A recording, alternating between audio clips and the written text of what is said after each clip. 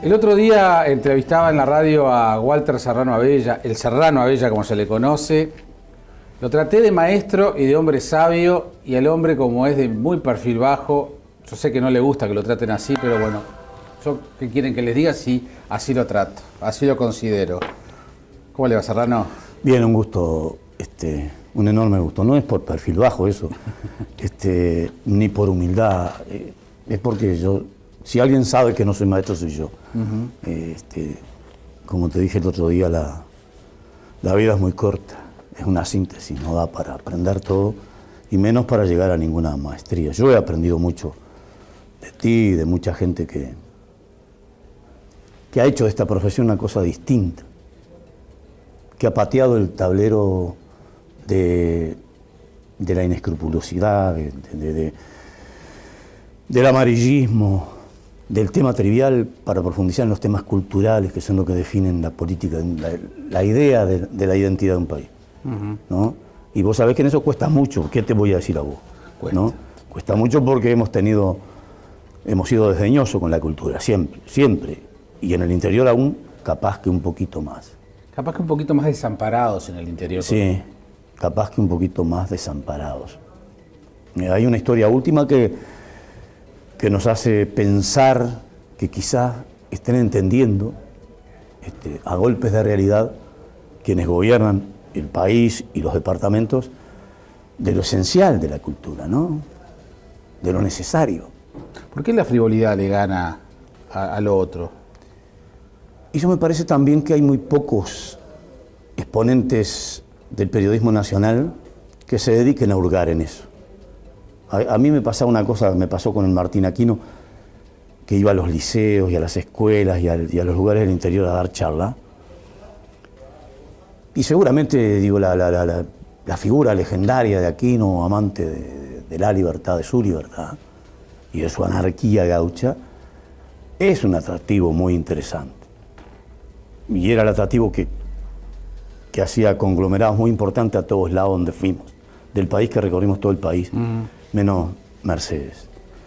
Pero yo entendí siempre, ahí descubrí algunas cosas, ¿no, verdad?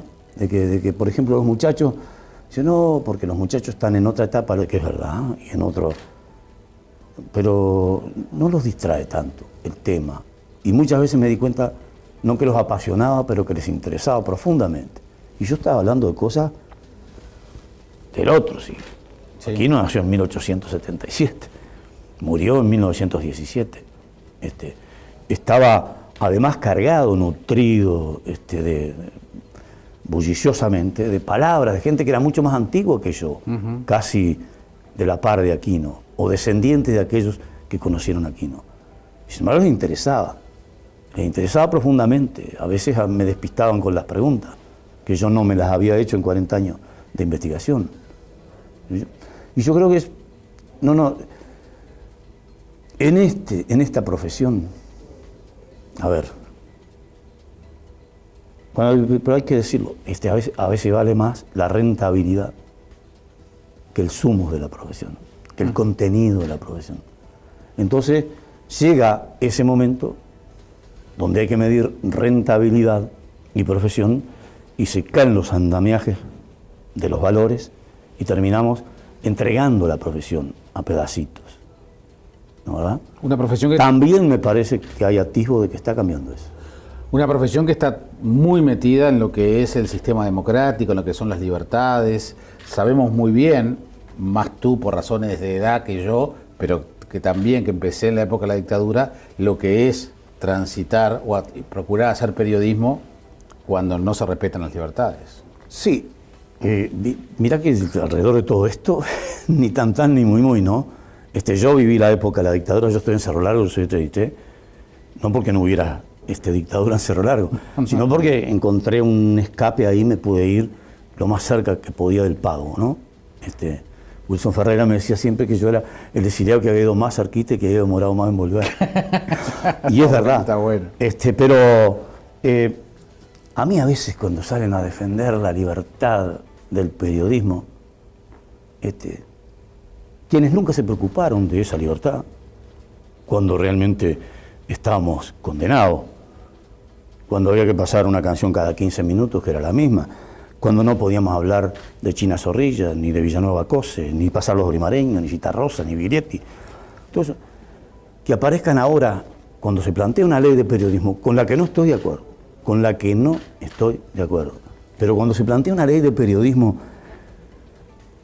nadie puede pensar que yo defiendo a Andeu cuando defiendo la libertad de prensa. Si me ha tocado defenderla contra ella. Yo creo que nos cuesta mucho asumir también el protagonismo principal que debe tener la profesión, que es la honradez.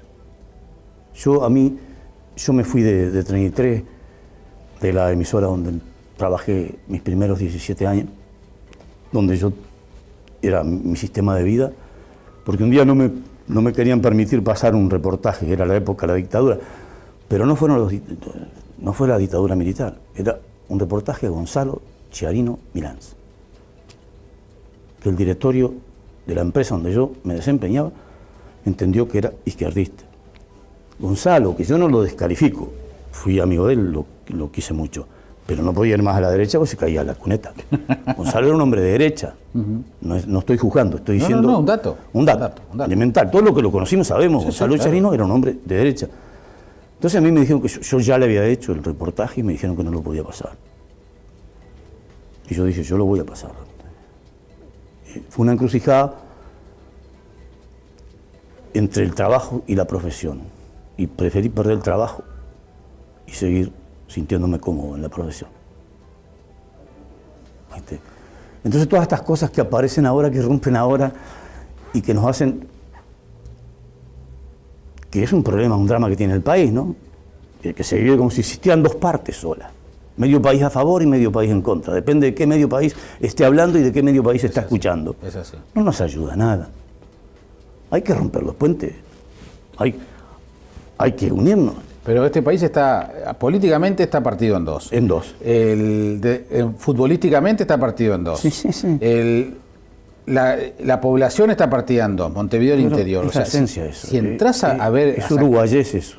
Entre tres había dos grandes ciclistas. Claro. Rubén Darío Mesones y Pedro Mar Castillo.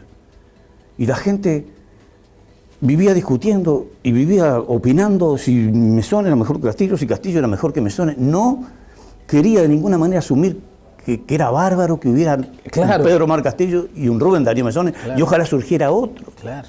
Es el gran drama del uruguayo ese, ¿no? Es un drama... Y como que no se te perdona el hecho de tomar distancia y poder hablar de las dos, u opinar de los dos.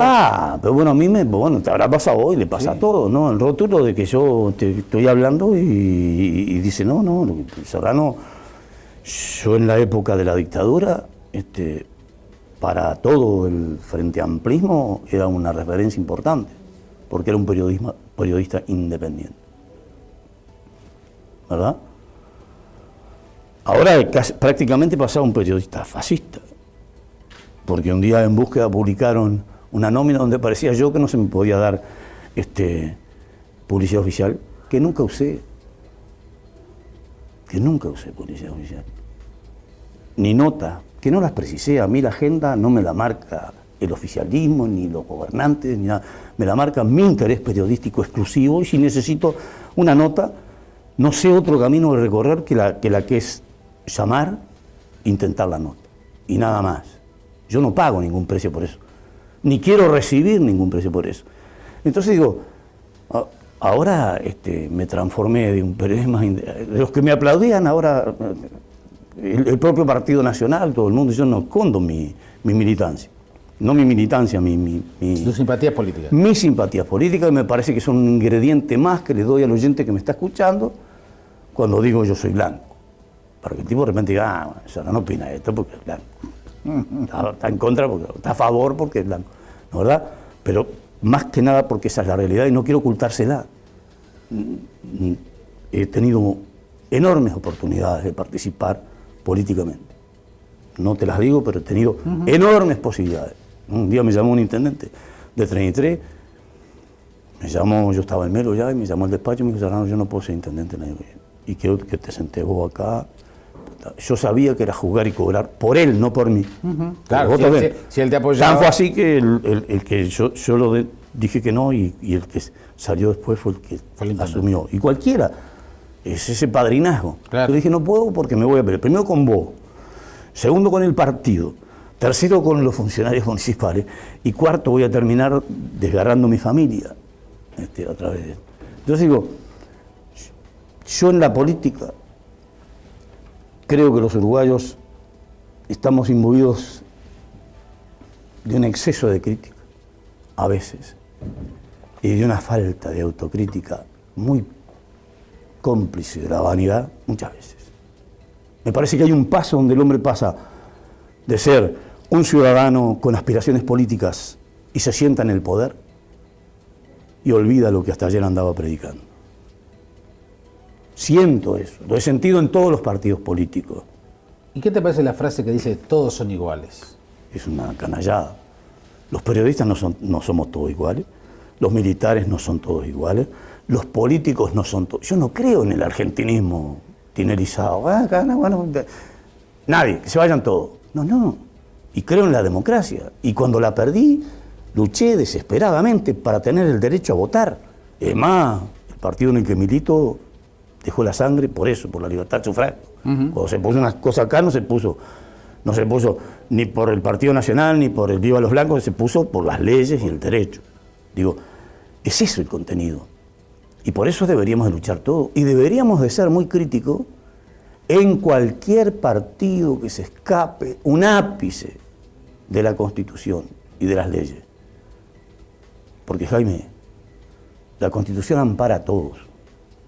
Los ricos necesitan menos amparo que nosotros, los de clase media, y quizá nosotros menos amparo que la gente que no tiene.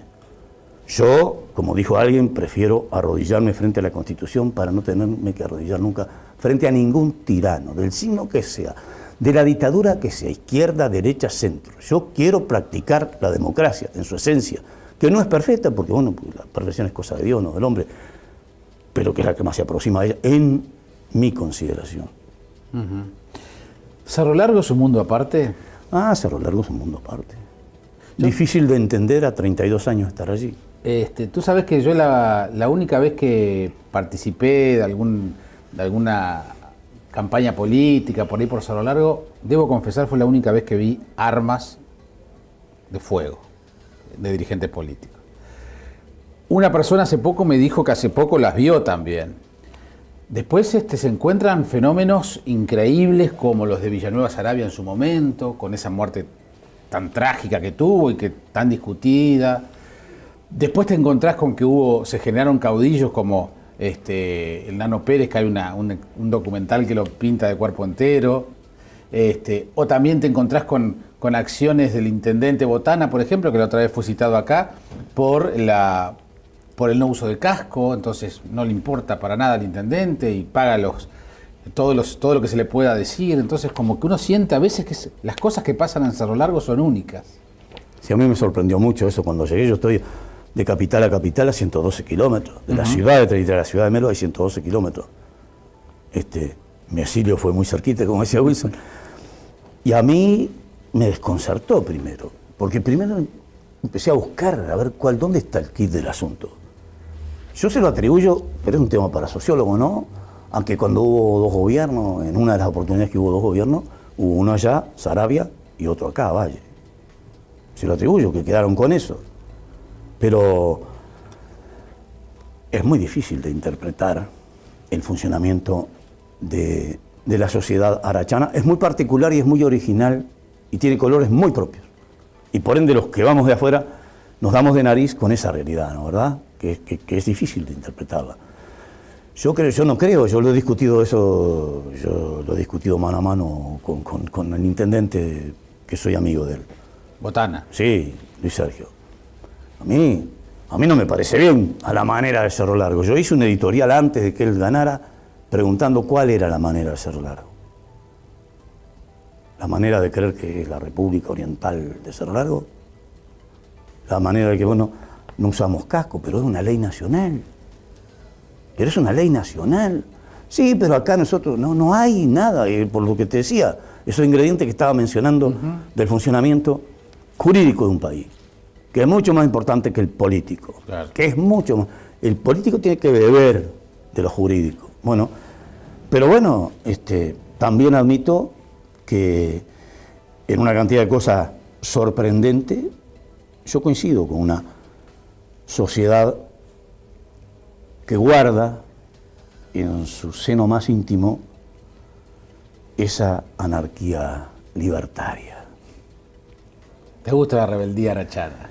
Me gusta. Te cae bien, te cae bien. Me cae muy bien de que no vengan los doctores diciendo, no, en Montevideo, sino que tiene que hacer esto y esto y esto. Estamos No, hablando, es así. en el caso del casco Hay estamos que hablando... descentralizar. No. El caso del casco es otra cosa. La ley es la ley. La ley es Y la hay que ley. votar. Y si no me Y la sirve, vida es la vida. lucharé por cambiarla. Claro. Pero es el único camino que tengo. Exacto. ¿Verdad? El único camino que tengo. No. Te digo dentro del ámbito, porque Cerro Largo, yo cuando llegué me sorprendió una cantidad de cosas que anidaban ahí. Ahí habían quedado los perros cimarrones resguardados milagrosamente, sin cruzar, ¿Eh? en las estancias de Cerro Largo. Me sorprendió llegar a una estancia la primera vez y que formara la topilla en una manguera piedra, 40 caballos, tipo con los bozales, ahí cada cuadro. Me sorprendió la calidad de los ganados que había en Cerro Largo. Y me sorprendió el resguardo que habían hecho de cosas tradicionales. Yo soy conservador en eso. Yo soy muy conservador en eso. A mí, cambiarme lo que me demostrás que está mal y hay otra cosa mejor. Pero yo, en eso, creo que hay unos atisbos le quedan a Cerro Largo todavía que no quedan en ningún lugar del país. De esa protección a la tradición, respetando la inversión que ha hecho la globalización y los tiempos nuevos sobre ella. ¿Cuánto incide la cercanía con Brasil? Incide mucho. ¿No están con la cabeza en Brasil mucho? No, es que Capaz que necesariamente menos es muy difícil de entender también las puertas de Brasil y Uruguay en la zona fronteriza son vaivén. Sí. Y vos te encontrás con que de repente hay una situación económica que transforma a Melo en una capital comercial brutal, donde hacen cola en los comercios los brasileños para comprar y todo. Y de repente cambia. Y van para allá. Cambia radicalmente, Claro. como los vaivenes económicos de un país y de otro. Y nosotros somos una cascarita, ¿no? Y al lado de Brasil más. Y bueno, y van para allá. Eso no lo ha superado nadie tampoco. El tema del contrabando es un tema que parecería que, como en tantas otras cosas, el país encogió sus hombros de resignación. No, esto siempre fue así. Yo no creo en eso.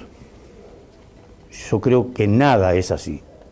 O todo es así en la medida que lo permitamos y no ejerzamos la tarea verdadera de cualquier oriental que se sienta oriental, de que las cosas que están mal hay que transformarlas. No puede ser que te digan, sí, ayer mataron a uno, le pegaron 15 tiros a la salida, un ajuste de cuentas. ¿Y qué los ajustes de cuentas no tienen justicia, ni policía, ni nada? Y a lo que sea, porque es un ajuste de cuentas. No, yo creo que todas esas cosas son difíciles de barajar después, muy difíciles de barajar en la realidad política. Porque también entiendo que nadie gana una intendencia y dice, bueno, se terminó acá. Acá esto se terminó, afuera las clientelas electorales, acá colgué el sombrero en la percha y colgué la divisa con el sombrero, yo soy el intendente de todo el departamento, blancos, corrados frente a Peste, porque sería lo ideal. Y voy a transformar. No, es porque las transformaciones no vienen así. Uh-huh. Se van evaluando con el tiempo y con la dinámica y con el respeto de la estrategia. No podés salir a romper todo, así esto no es. Pero me parece que lo que falta son señales que nos permitan deletrear a los uruguayos de que hay gente preocupada, joven, en los partidos políticos, que están diciendo, no, pero esto no puede ser más. No, esto no. Con estas cosas, no. Estas otras, veamos cómo las corregimos. Hay 4, 5, 6 cosas que son elementales con las que es imposible que los partidos políticos de este país, digo todos, cuando digo todos los partidos políticos, no hagan una conjunción de esfuerzos sobre el tema de la seguridad, o sobre la educación, o sobre la salud, o sobre la cultura. Digo, 4, 5, 6 elementos que son vitales. Pero ¿cómo no van a...? Entonces, si nos demuestran que no pueden hacer eso, nos demuestran que no nos pueden gobernar. ¿O no? Sí, es así. Es así. Si frente a esos grandes temas nacionales no se puede poner de acuerdo el espectro político del país, yo entiendo que estamos perdiendo el tiempo, lamentablemente. ¿Qué te pareció el gobierno de Mujica?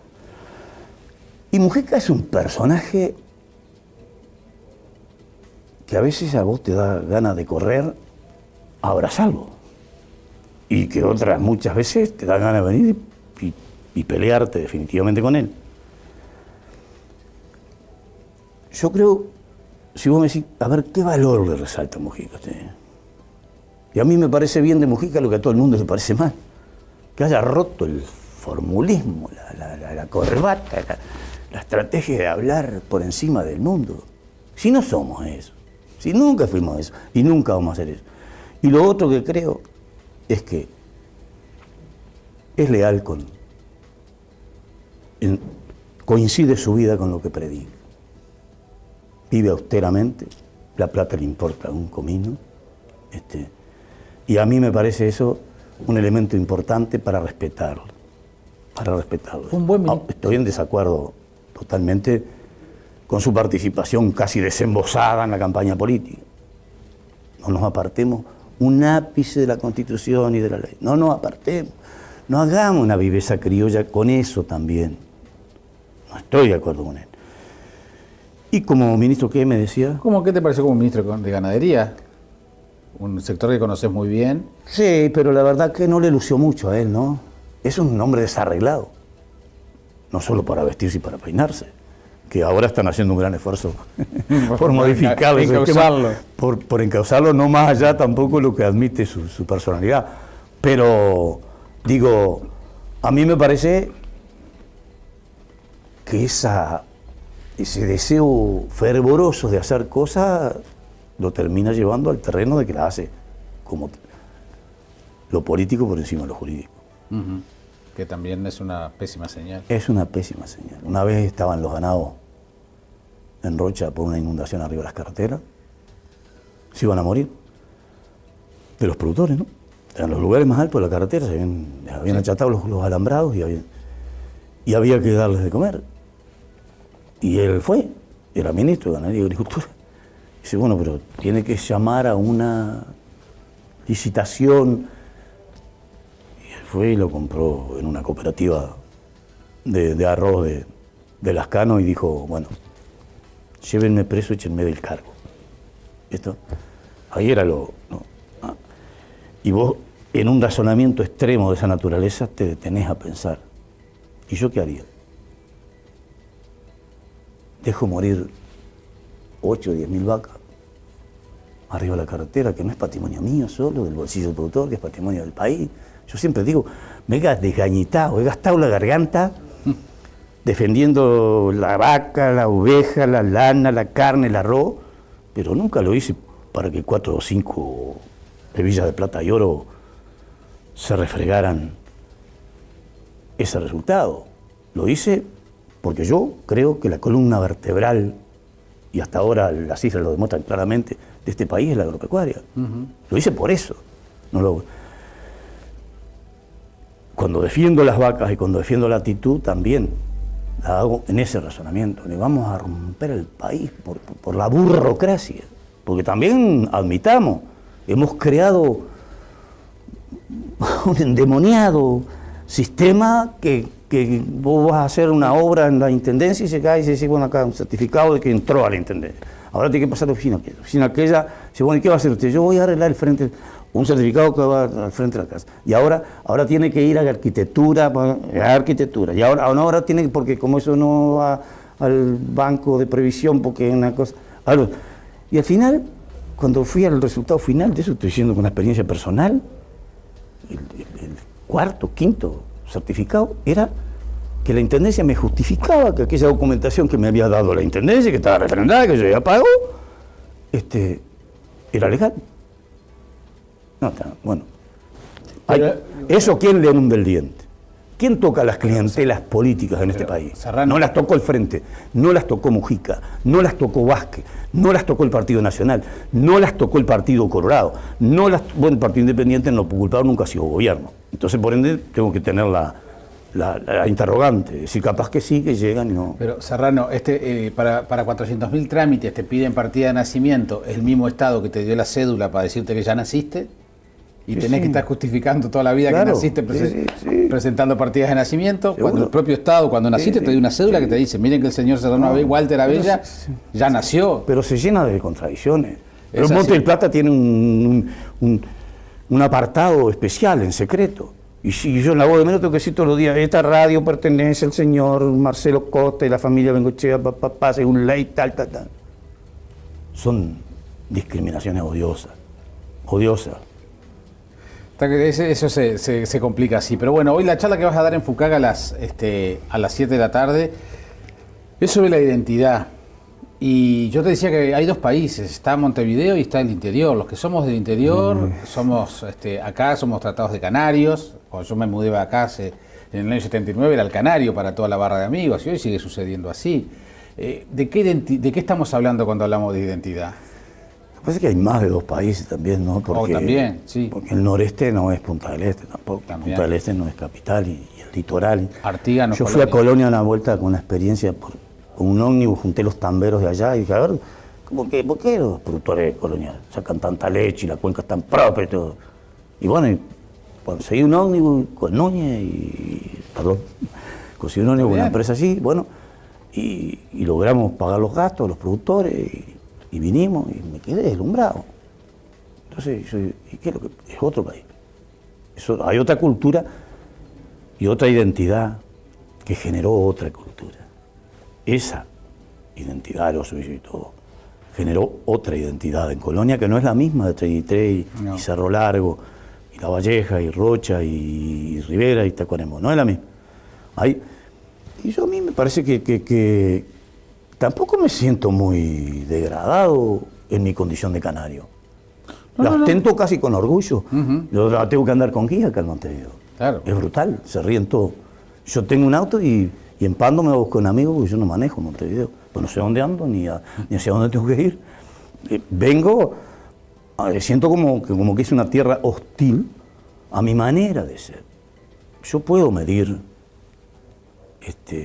la soledad en el paso de los carros, un campito que tiene mi señora, 200 hectáreas allí, en la puerta del galpón un domingo, que estoy disfrutando de mi día libre. Amanecer y sentir los pájaros, los teruteros, perder los ojos allá buscando el lomo del Cerro Largo y la Cruz, disfrutar. Pero me pesa una soledad entre 1,5 millones de habitantes buscando una cara conocida para saludar. La de los pueblos, no te la voy a explicar, ¿no, verdad? Entonces, todo eso genera una identidad cultural, no es una crítica. Yo un día me dijo el Chichito Cabral, un músico que acompañaba, a los bolimareños, no me olvido nunca más, íbamos a una gira ahí hace muchos años, recién habían retornado el exilio Pepe y Braulio, y una gira que hacíamos antes de irse al exilio por todos los pueblos chicos, y la repetimos. Es como un rescate de una humanidad que había cambiado, una realidad que se había transformado. Y yo iba con el Chichito en un auto que tenía yo, después Pepe y Braulio independiente con los músicos. Y veníamos llegando a Santa Clara, era de nochecita ahí. Y allí en la yegua, en el paso que dicen que es el Olimar ahí, hay dos versiones diferentes, pero bueno, aparentemente es el nacimiento del Olimar ahí. Está sobre la ruta 7, había 2 troperos, estaban con las vacas ahí, habían puesto la carona ahí del lado del viento en el alambre para protegerse, habían hecho un fueguito tropero. Y yo, a ver, pará, Serrano. Y ¿eso qué es? Y son 2 troperos. ¿Cómo troperos? Bueno, van llevando las vacas esas para la feria de mañana que hay en los locales ahí de Washington Díaz. Dice, pero no se quedan en hotel. Digo, no, Chichito, no. No, pero dice, bajame, yo quiero, estos son tipos de verdad, yo quiero saludarlos. Y el Chichito con un African Luz, voluntario, unas cosas colgadas, tipo rara. Y yo digo, esa es la identidad.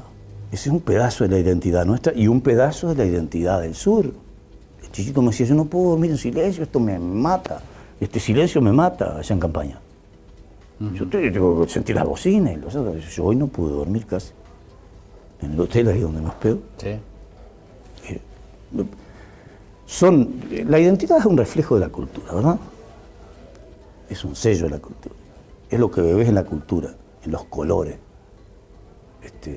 en el paisaje, en la gente, que va tomando esa modalidad. El maestro Elena descubrió con un rumbo muy cierto el tema de la identidad. Le puso a los oídos de este país acento nacional. Sin duda. ¿Por qué? Porque se dio cuenta afuera que no teníamos. Claro, cuando él cuenta siempre, sí, cuando sí, fue a Venezuela. claro, sí. Cuando terminaba, dice, bueno, vamos a cantar. Dice, no, pero esa samba de Argentina, y a ver. Claro. Pero más claro que eso lo afectó después. Cuando recién vienen los olimareños, tenían en la fonoplatea del Espectador una audición, habían venido a Mengual a través de una carta del Rubio Lena y de Laucha Prieto y gente así. Y estaban cantando desde Marcha, que para mí es lo más sublime que se ha hecho a nivel de periodismo, arrancando por Quijano y siguiendo por quien le acompañaba. Pero que bueno, guardaba los errores naturales de la profesión y no entendía mucho. No entendía mucho el canto. Cuando aquello no entendía mucho la izquierda y no entendía mucho Marcha. Entonces un columnista fue y dijo, bueno, y si llegaron, están ahí, se llaman los olimareños, ¿de qué otra forma se podrían llamar? Vienen del Olimar, no es muy original. ¿Y qué son las serraneras? Dice. Que era lo que había, el ritmo que el maestro inventó, la serranera, ¿no? La serranera del templado, del maestro, es una contestación a ese artículo.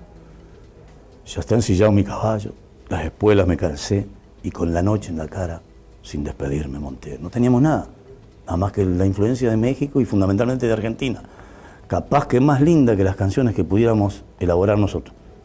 Pero hay lunita tucumana, tamborcito. No hay lunita olimareña, ¿no? Sí, claro. Y él dice, cuando arranca definiendo la serranera, dice, ya está ensillado mi caballo, las espuelas me calcé y con la noche en la cara, sin despedirme monté.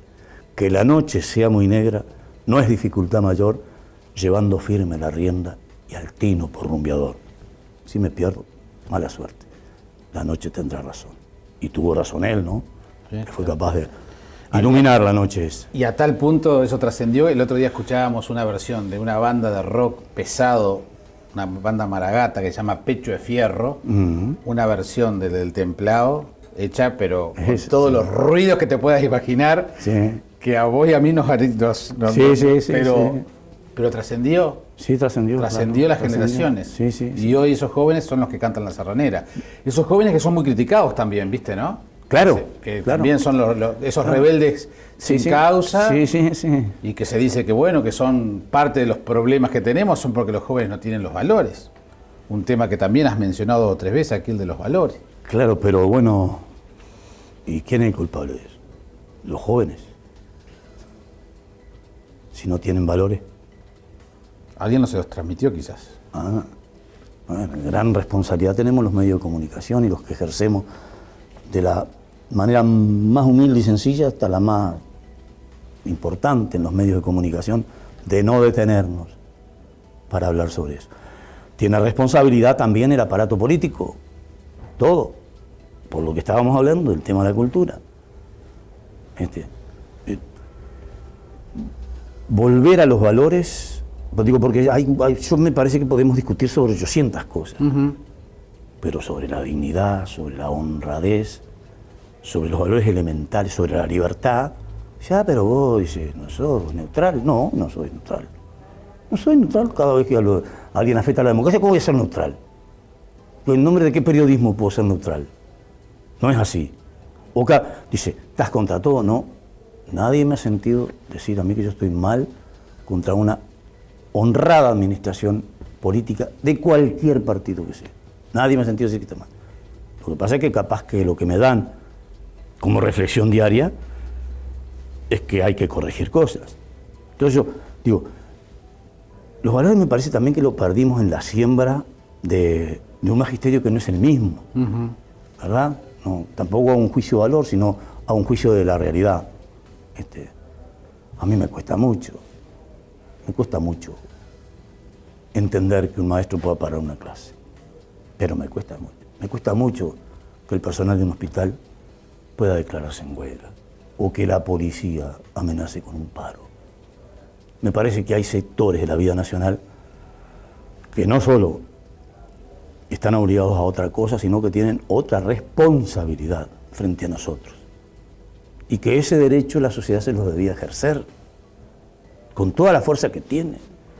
En esto también hay un abandono de la sociedad, de nosotros creer los ciudadanos que todo termina ahora en octubre o después íbamos a un balotaje en noviembre. Y se terminó. Votamos ese es el hecho democrático. 5 años. No. El seguimiento. Son muchos años. Son muchos años. Además el seguimiento. Sí. Como usted me dijo al otro día que yo lo voté, ¿usted qué fue que me dijo acá? Que iba a ser como gobernante. Con la salud, con la educación, con la corrupción. ¿Qué me dijo? ¿Y qué es lo que está haciendo? ¿No? Parece que tenemos que tener la obligación. Yo me parece que todo eso, porque esto parece así, ¿verdad? Disgregado y desordenado en el razonamiento, no quiero aparecer. A ver, en este país, entonces, acá no pasa nada. Acá guerrilla, y un día aparecieron los Tupamar. Dice, no, el ejército uruguayo, un ejército civilista en Uruguay. Y un día dejaron de ser civilistas. Y yo era gurí, y tenía 15 años, 16 años, 33, y había 3 comunistas en mi pueblo. Tipos bárbaros. Maestro Gómez, Sandro Salvarrey, que era socialista. Gente conocida que estaba integrada, o sea, que nadie los disgregaba para nada. Pero entré. Y un día, esos fueron más que los 2 partidos tradicionales juntos. Y los partidos tradicionales juntos no tienen derecho a enojarse. Deberían tener la obligación de reflexionar. ¿Por qué? Yo, cuando ganó el Frente, yo me sentí contento.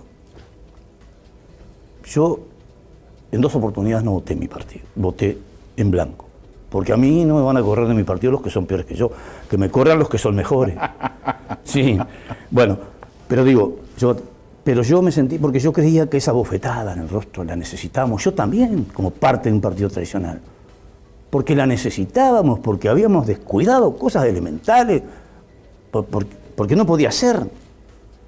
Ahora la crítica se la hago al país. Me parece que ese pedacito tan corto del ciudadano que se dedica a la política y el poder sufre transformaciones demasiado brutales. Olvidos de las promesas, irse adaptando, honestamente.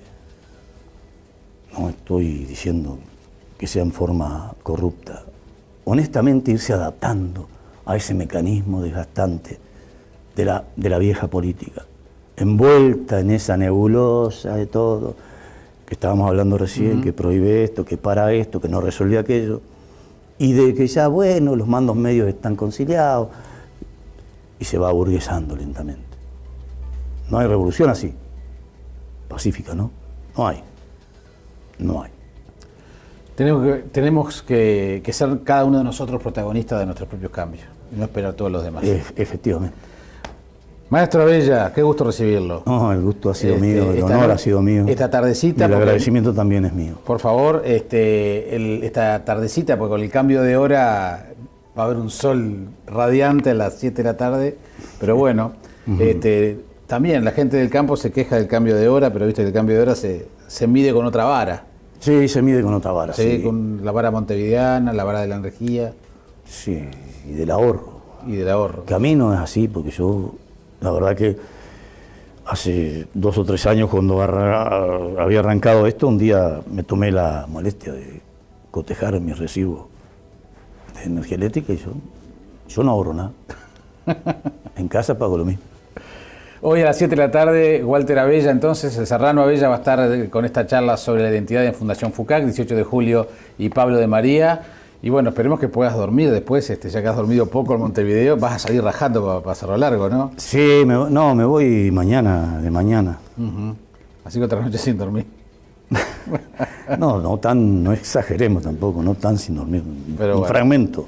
Pero de la bueno. noche me lo robó una alarma de un auto ahí, después me desperté a la hora que hace 46 años me levanto, de las 4. A las 4 de la mañana. Seguro, claro. Está bien. Arranco a las 5. Ahora me levanto a las 3. A las 5 hora Mujica. Hora solar me levanto a las 3 y arranco a las 4. Está bien. Un gusto y ojalá nos sigamos viendo pronto. Ojalá, Jaime. La libertad del periodismo, quienes nunca se preocuparon de esa libertad, cuando realmente estábamos condenados, cuando había que pasar una canción cada 15 minutos, que era la misma, cuando no podíamos hablar de China Zorrilla, ni de Villanueva Cose, ni pasar los Brimareños, ni Citarrosa, ni Virietti. Entonces, que aparezcan ahora, cuando se plantea una ley de periodismo, con la que no estoy de acuerdo, pero cuando se plantea una ley de periodismo, nadie puede pensar que yo defiendo Andeu cuando defiendo la libertad de prensa. Si me ha tocado defenderla contra ella. Yo creo que nos cuesta mucho asumir también el protagonismo principal que debe tener la profesión, que es la honradez. Yo me fui de 33, de la emisora donde trabajé mis primeros 17 años, donde yo era mi sistema de vida, porque un día no me querían permitir pasar un reportaje, que era la época de la dictadura, pero no fue la dictadura militar, era un reportaje de Gonzalo Chiarino Milans, que el directorio de la empresa donde yo me desempeñaba entendió que era izquierdista. Gonzalo, que yo no lo descalifico, fui amigo de él, lo quise mucho, pero no podía ir más a la derecha porque se caía la cuneta. Gonzalo era un hombre de derecha, no estoy juzgando, estoy diciendo... un dato. Un dato. El otro día entrevistaba en la radio a Walter Serrano Abella, el Serrano Abella como se le conoce. Lo traté de maestro y de hombre sabio, y el hombre, como es de muy perfil bajo, yo sé que no le gusta que lo traten así, pero bueno, yo, ¿qué quieren que les diga? Sí, así lo trato, así lo considero. ¿Cómo le va, Serrano?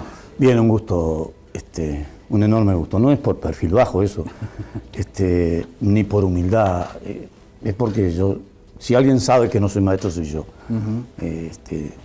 Como te dije el otro día, la vida es muy corta, es una síntesis, no da para aprender todo, y menos para llegar a ninguna maestría. Yo he aprendido mucho de ti, de mucha gente que ha hecho de esta profesión una cosa distinta, que ha pateado el tablero de la inescrupulosidad, del amarillismo, del tema trivial para profundizar en los temas culturales, que son lo que definen la política, la idea de la identidad de un país. ¿No? Y vos sabés que en eso cuesta mucho. ¿Qué te voy a decir a vos? ¿No? Cuesta mucho porque hemos sido desdeñosos con la cultura, siempre. Y en el interior aún, capaz que un poquito más. Capaz que un poquito más desamparados en el interior. Sí, capaz que un poquito más desamparados. Hay una historia última que nos hace pensar que quizás estén entendiendo a golpes de realidad quienes gobiernan mental. Todo lo que lo conocimos sabemos, Gonzalo Chiarino era un hombre de derecha. Entonces a mí me dijeron que yo ya le había hecho el reportaje y me dijeron que no lo podía pasar. Y yo dije, yo lo voy a pasar. Fue una encrucijada entre el trabajo y la profesión. Y preferí perder el trabajo y seguir sintiéndome cómodo en la profesión. Entonces todas estas cosas que aparecen ahora, que rompen ahora y que nos hacen, que es un problema, un drama que tiene el país, ¿no? Que se vive como si existieran dos partes solas. Medio país a favor y medio país en contra. Depende de qué medio país esté hablando y de qué medio país está escuchando. Es así. No nos ayuda a nada. Hay que romper los puentes. Hay que unirnos. Pero este país políticamente está partido en dos. En dos. Futbolísticamente está partido en dos. Sí. La población está partida en dos, Montevideo y el interior. Es la esencia de eso. Si entras a ver... Es uruguayés eso. Entre había dos grandes ciclistas. Claro. Rubén Darío Mesones y Pedro Mar Castillo. Y la gente vivía discutiendo y vivía opinando si Mesón era mejor que Castillo, si Castillo era mejor que Mesón. No quería de ninguna manera asumir que era bárbaro que hubiera un Pedro Omar Castillo y un Rubén Darío Mesón, y ojalá surgiera otro. Claro. Es el gran drama del uruguayo ese, ¿no? Es un drama... Y como que no se te perdona el hecho de tomar distancia y poder hablar de las dos, o opinar de los dos. Pero bueno, a mí está el país y los departamentos de lo esencial de la cultura, ¿no? De lo necesario. ¿Por qué la frivolidad le gana a lo otro? Y eso me parece también que hay muy pocos exponentes del periodismo nacional que se dediquen a hurgar en eso. A mí me pasaba una cosa, me pasó con el Martín Aquino, que iba a los liceos y a las escuelas y a los lugares del interior a dar charla. Y seguramente, digo, la figura legendaria de Aquino, amante de la libertad, de su libertad y de su anarquía gaucha, es un atractivo muy interesante. Y era el atractivo que hacía conglomerados muy importantes a todos lados donde fuimos, del país, que recorrimos todo el país, menos Mercedes. Pero yo entendí siempre, ahí descubrí algunas cosas, ¿no, verdad? De que, por ejemplo, los muchachos dicen, no, porque los muchachos están en otra etapa, lo que es verdad, y en otro... Pero no los distrae tanto el tema. Y muchas veces me di cuenta, no que los apasionaba, pero que les interesaba profundamente. Y yo estaba hablando de cosas del otro siglo. Sí. Aquino nació en 1877, murió en 1917. Estaba además cargado, nutrido, bulliciosamente, de palabras de gente que era mucho más antigua que yo, casi de la par de Aquino, o descendiente de aquellos que conocieron a Aquino. Sin embargo, les interesaba profundamente. A veces me despistaban con las preguntas, que yo no me las había hecho en 40 años de investigación. Y yo creo que es... En esta profesión, a ver,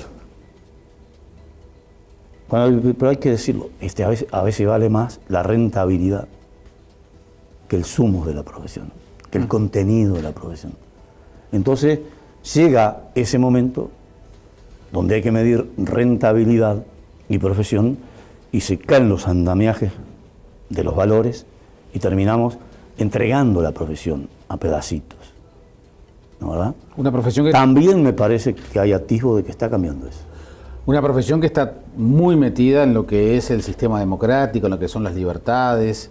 Sabemos muy bien, más tú por razones de edad que yo, pero que también que empecé en la época de la dictadura, lo que es transitar o procurar hacer periodismo cuando no se respetan las libertades. Sí, mira que alrededor de todo esto, ni tan ni muy, ¿no? Yo viví la época de la dictadura, yo estoy en Cerro Largo, soy de no porque no hubiera dictadura en Cerro Largo, sino porque encontré un escape ahí, me pude ir lo más cerca que podía del pago, ¿no? Wilson Ferreira me decía siempre que yo era el exiliado que había ido más cerquita y que había demorado más en volver. Y es verdad. Está bueno. Pero a mí a veces cuando salen a defender